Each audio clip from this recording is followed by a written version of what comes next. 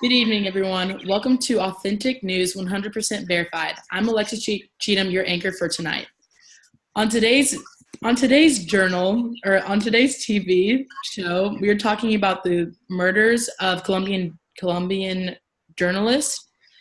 Today we have Edison Alberto Molina. He was killed because of corruption in politics. That's a specific area he covered. He was a broadcast reporter, columnist, and commentator. And also his medium was the radio. The way he died was murder, and he was not taken captive, and he was always threatened. And the way he died was actually pretty gruesome. An identified gunman shot Molina 4 times in the face when he was headed home on his motorcycle, and he was talking to his wife at the time. His wife was a little bit wounded as well, but sadly Molina died at the local hospital. He was 40 years old, and 36 lawsuits were filed against Molina because the government felt that he was overloading too much information about what was going on. And also the chief of police in the district that includes Portobelo, which is the city in Colombia where he died, had in American dollars, had $10,500 fine on him. And then they offered an award, at least for the captivity of the killers. But some people believe that it was government. It was motivated by the government. And also tonight, our other journalists and broadcasters have stories of their own. Over to our pundit. Okay, thank you, Alexis. So today, my name is Leslie Amaro, and I'm going to be talking about Juan Javier Ortega Reyes, who was a 32-year-old reporter. He was murdered in Southwest Colombia, along with 2 other members of his reporting team. He worked for El Comercio for 6 years and reported on politics, crime, and human rights. In Colombia, reporter Ortega Reyes was on an assignment documented drug-related border violence for El Comercio.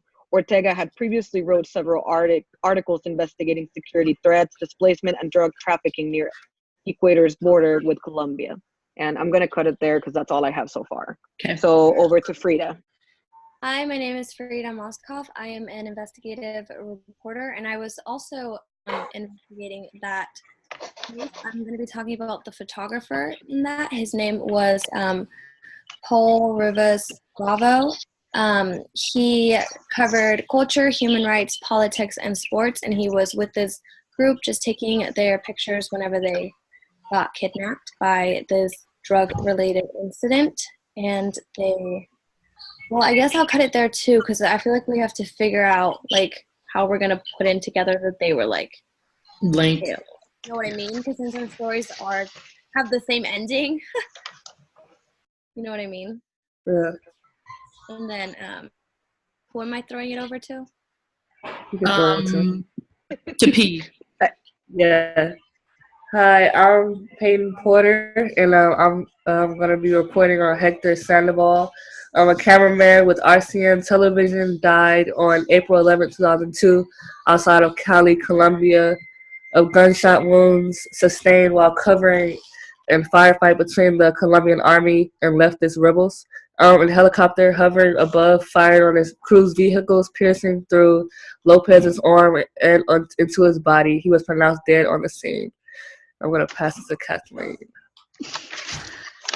My name is Kathleen, and I've been with Authentic News 100% Verified for 5 years, and I've been researching Colombian journalists for 2 years.